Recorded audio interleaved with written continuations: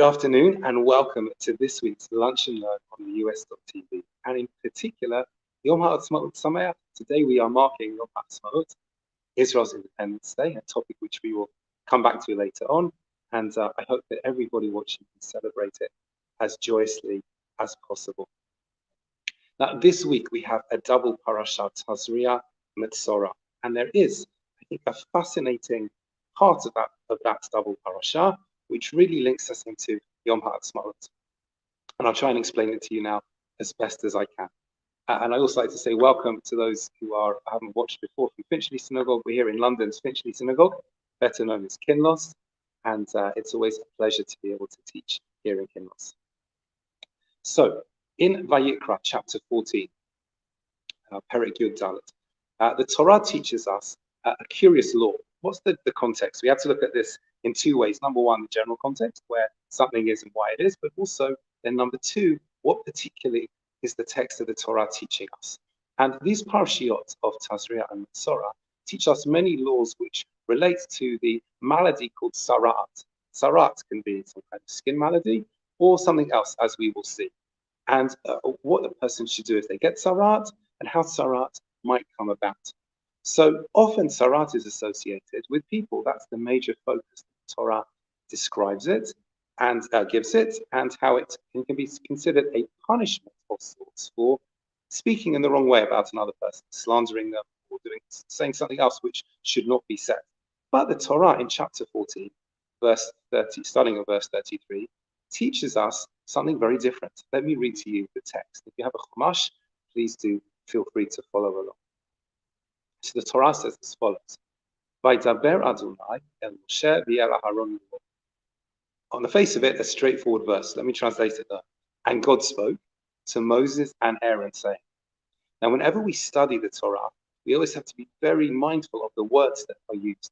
And normally, when an instruction from God is introduced, it's given directly to Moses, to Moshe. And then the word lemor, which we often translate as saying, is understood by our commentators to mean say it to other people. So Moshe is given a particular passage which God teaches to Moshe, and Moshe has to say it to others. But here the passage is spoken not just to Moshe, but also to Aharon. And we have to bear this in mind for the information which is coming up. So the Torah then says, Ki tavo el Eretz Canaan, when you will come to the land of Canaan. What's the context here? This is after the Exodus from Egypt. The Jewish people are most likely, or very possibly, I should say, at Mount Sinai before they have traveled on for their time in the desert after leaving Mount Sinai the second year after the Exodus. And in their minds, they are soon going to the land of Israel. That's their destination, having left Mount Sinai. Of course, as we'll see later on in the Torah, and as we know, that didn't happen. But at this stage, that's what we can assume they were thinking about. So, Ki tavo el Eretz Canaan. Here's a law for you to learn when you will come to the land of Canaan. Asher ani noten lachem la'achuzah, which God says, I'm giving to you as an achuzah. And an achuzah normally means some form of either inheritance or something which you have a hold on. Like le'echos means something which you are, in Hebrew, you are holding on to. So this use of the word here is saying to Bnei Israel, saying to the children of Israel, you have staying power in the land. But evidently, whatever instruction is about to be given must relate to that staying power. And God then says something, at least given the way I've described it, which I find very surprising. V'natati negat sarat b'beit eretz achuzachem. I will give or will place the plague of sarat, this kind of malady of the skin, as we normally understand it, in the houses of the land, when the house of the land, where you will have this sense of hold on the land. So if we're being told that we're going to go to the land of Israel, and it's a place which is an inheritance for us, why would God put this malady into the house? And how would that express itself? This is radically different to what we've seen so far in our presentation, in the presentation the Torah gives about Sarah, was that until now it affects individuals. Now, in some way, it seems to affect the house. So the Torah continues. And the person who owns that particular house will come, and they will explain to the Kohen, saying, again, telling the Kohen what is happening to them, Kenega Nira li babayit, some form of tzarat has appeared for me in my house. So this verse is important for two particular reasons, given what we've been saying. Number one, we can understand perhaps why Aharon is included in the direct communication from God of this particular text, because it will be something which Kohanim have to deal with. Aaron was the Kohen Gadol. But also we see again, just like with Tzarat, the body, that this malady has to be diagnosed spiritually, so to speak, by a Kohen, rather than by going to, in the case of Tzarat on a human, a doctor, or in this case, you might go to a surveyor or a builder or something similar to try and work out what has happened to the house. The Torah then continues, the Tzivar Kohen, Ufinu et Habayit. The Kohen will give the command, and the house will be turned out, possibly even pulled down, and then there's another process which happens before the Kohen can inspect the house. And in that process, he will see that the house will be different colors, the walls will be different colors, and this will help him diagnose what has happened to the house. So the house gets cleared out, Kohen inspects it, and diagnoses what the problem is. So what is the Torah trying to teach us? That the great commentators grappled with this. Let's look first at Rashi. Rashi, of course, one of our greatest, perhaps the greatest commentary on the Torah. We can't learn the Torah without Rashi. So let's see what Rashi says. So Rashi quotes some midrashic teachings here from Vayikra Rabbah. Remember, midrashim are when the rabbis of the Talmudic and period particularly rolled up their sleeves, so to speak, and taught us what the religious messages are that we need to know about Judaism. They weren't telling us necessarily what the meaning of the text was, of the translation of the text. They were telling us what we need to know from it as religious Jews. So Rashi quotes the Midrash, which says as follows: "V'natzati negat sarat." God will place sarat in the house. And of course, Rashi's question would seem to be, why would God place sarat in the house? It seems like this is not a reaction to a sin. It's not a reaction to speaking badly necessarily. It just seems to be part of the process. You'll come to the lands of Canaan, and there will be sarat in the house. So Rashi said in his answer, "B'surahi lachem shahanagaim ba'im aleim lifi shehitminu amoraim matmoniot shel zahav b'kirot bayit kol arba'im shana shahim Yisrael." So this is a notification for the Jews. What's the notification? That Negaim are coming to them because the previous inhabitants of these houses who committed sins worthy of capital punishment and are not accepting Judaism and therefore are leaving, they had hidden various treasures of gold in the walls of the house all the 40 years that the Jews were in the desert. And the commentaries on Rashi and the Midrash suggest they did this because they knew the Bnei Israel were coming, the children of Israel were coming, but they thought, we don't want them to benefit from what's going on over here. And because of the malady, the nega in the house has to be torn down and rebuilt, and in doing so, these treasures are found. So Rashi's answer, I think, is fascinating. Because first of all, it says that the negaim are, even though they appear to be negative, they have a positive consequence, but it also shows how the house has something significant to say in our settling of the land of Israel, not just in the short term, but in the longer term as well. And that's something which we'll come back to. So let's bear that in mind from Rashi so far. The next of the great commentators I'd like to look at is Ramban Nakhmani. He's lived after Rashi. Rashi lived, just to give some context, around the time of William the Conqueror. Rashi was born at 20 or so, 25 years before William the Conqueror, coming to the shores of England.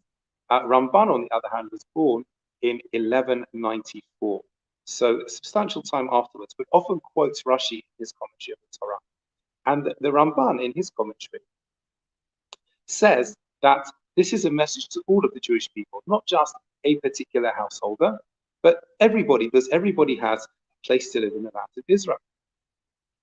And why did God address this passage to Moshe and Aharon? So that they would tell it, as we've mentioned, according to all of Bnei Israel.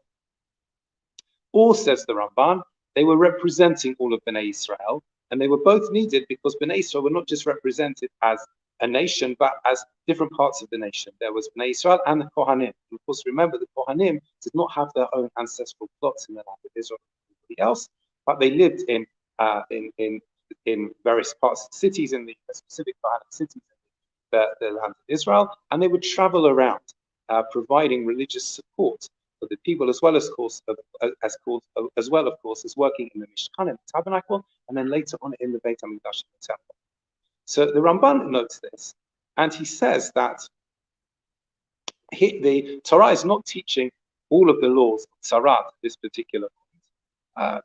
This is going to be headlines, which is what we see over here, to be told to people, but also so they know about it, and they recognize that when they go into the land of Israel, they have to be very, very careful to avoid anything which comes to Tzarat. Now, the Ramban therefore takes a very different approach to Rashi. From Rashi, it would seem to be that there is a benefit almost of the Tzarat hitting the house.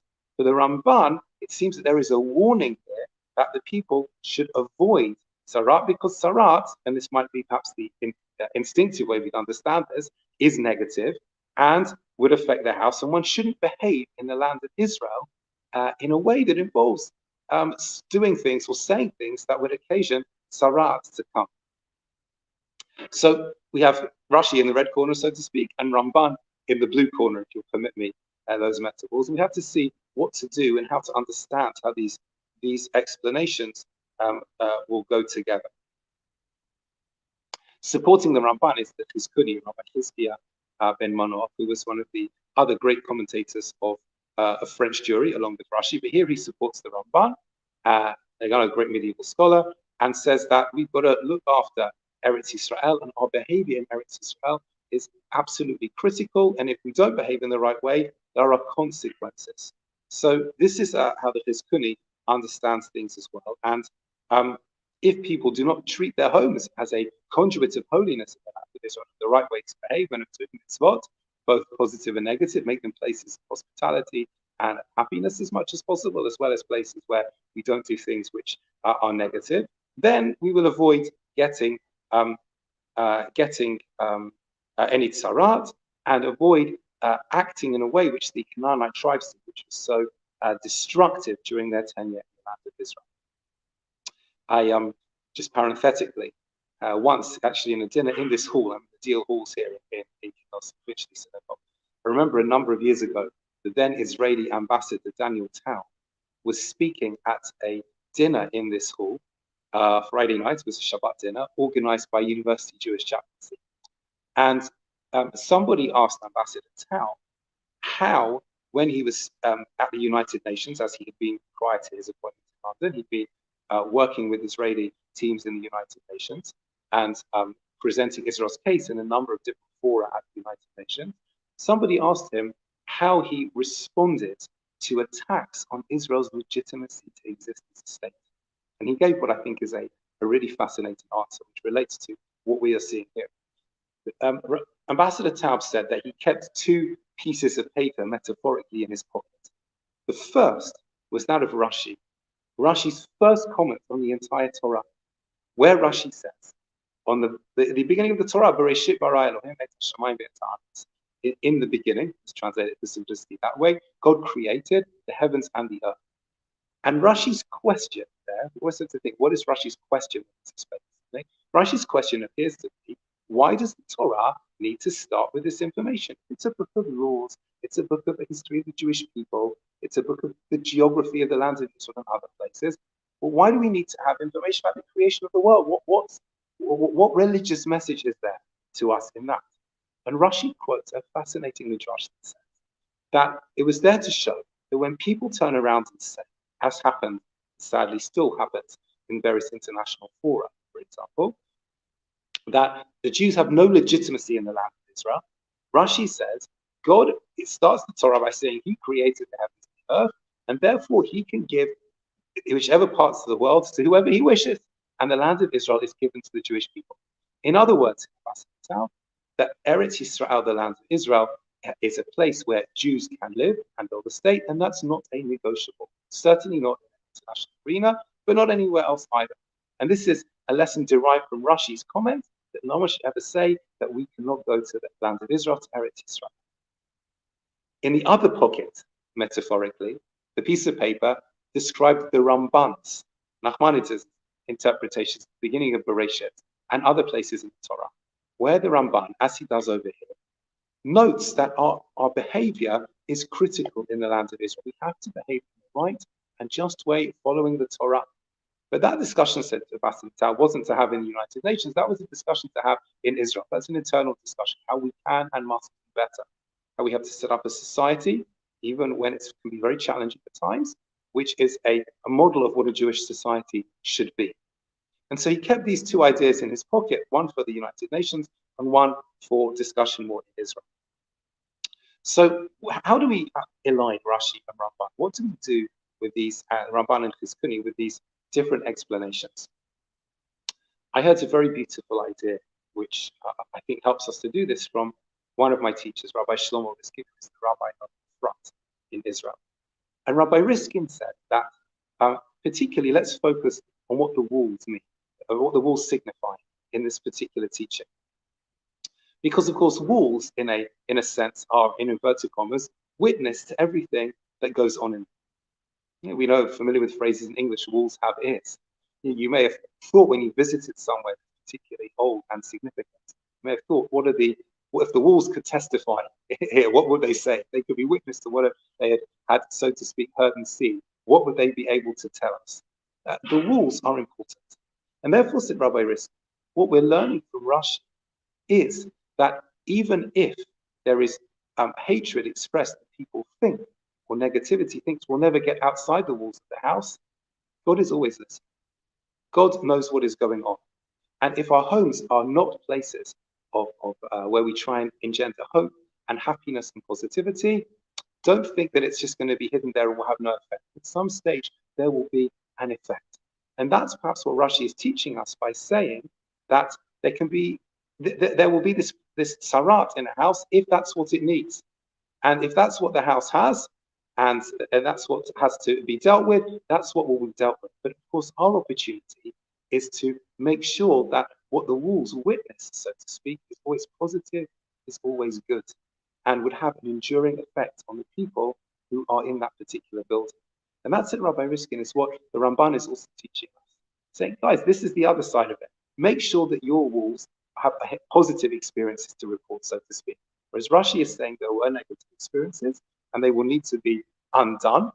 Those are the negative experiences, but we can build positive experiences afterwards. And perhaps even Rashi is telling us the fact that the Midrash says that the Amorites hid golden vessels in there, says that even if something has to be sometimes dealt with because there are difficulties, we can find positive things which can come out of it as well.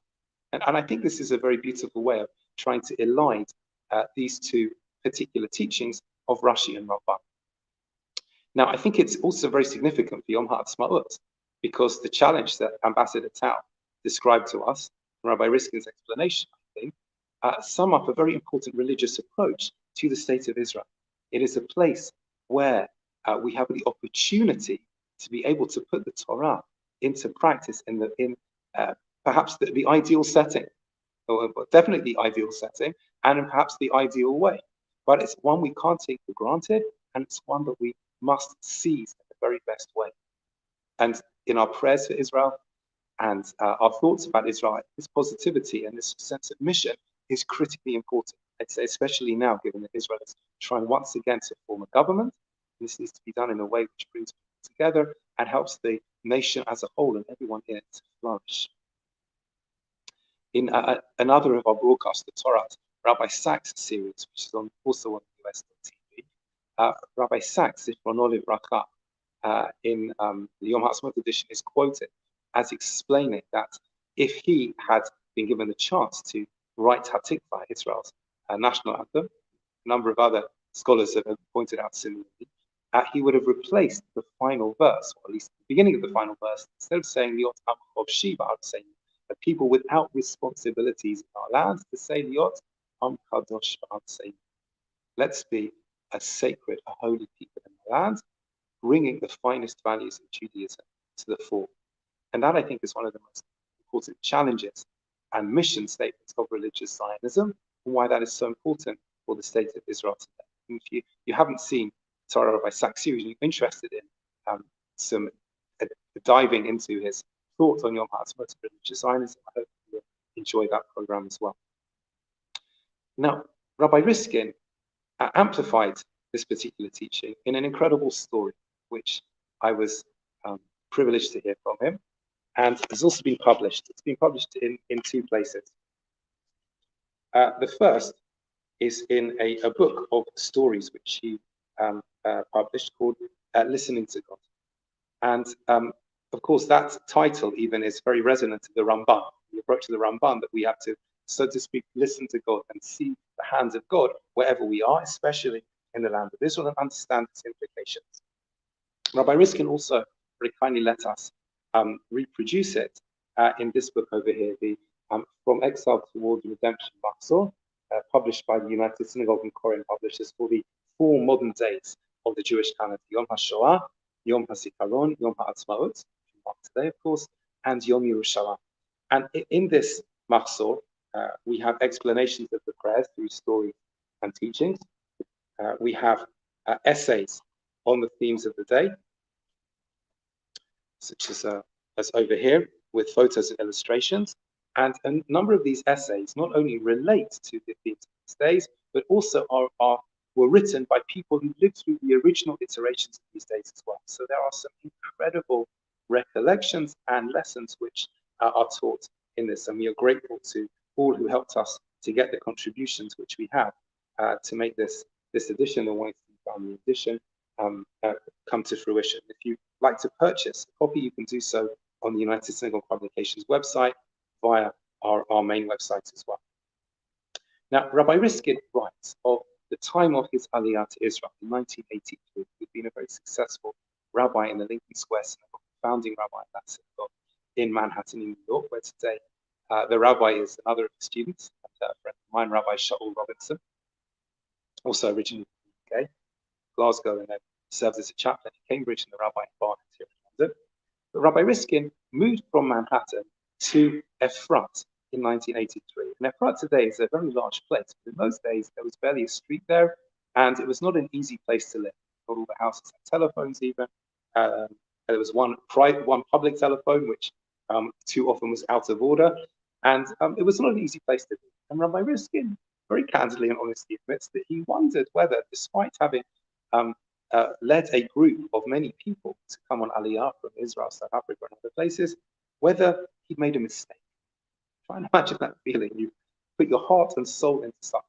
You've left a successful position. You've moved somewhere new. You're trying to start something, and you wonder if you've made a mistake.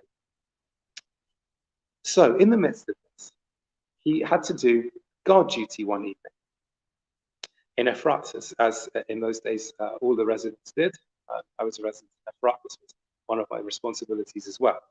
And he was paired together with a young person called Yoni Ben Ari. And Yoni was someone who was an immigrant from Holland. And they were doing a shift between 2 a.m. and 6 a.m.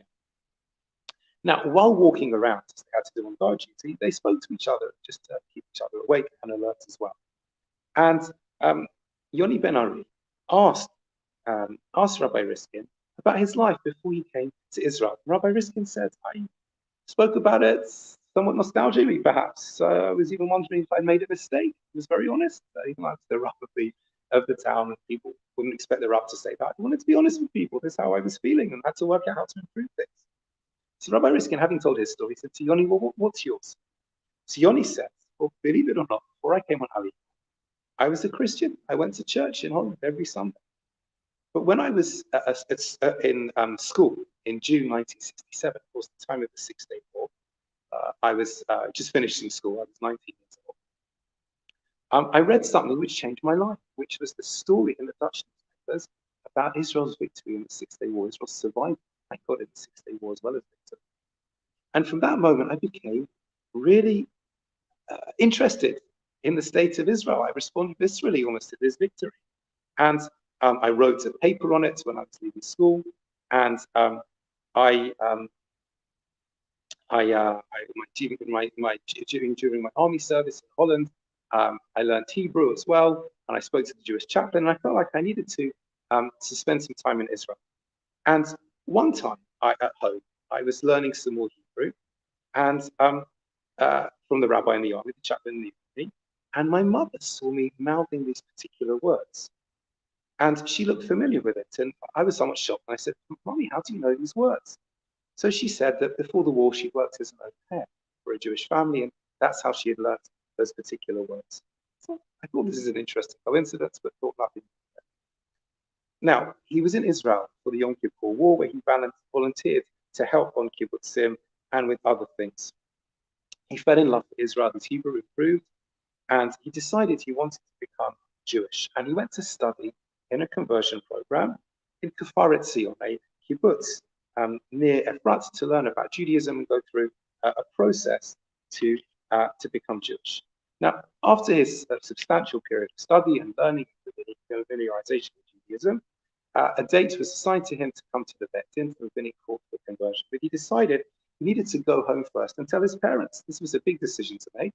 He couldn't make it, really, he felt, without speaking to his parents first and letting them know what he wanted to do. So he went back to Holland, told his parents he needed to discuss something important with them, and told them what he had decided to do. His mother, on hearing this, fainted. To everyone's great consternation, they all went to help her. And fortunately, she revived very quickly. And they sat her down, gave some water, called a doctor. She said she's going to be okay. She just needs to tell him something after what he has just told her. She said, "You don't need to convert. You don't need to convert because I am Jewish. Remember that time ago you asked me about that text you were reading, it was Grace After Meals? Well, I know it because I heard it at home.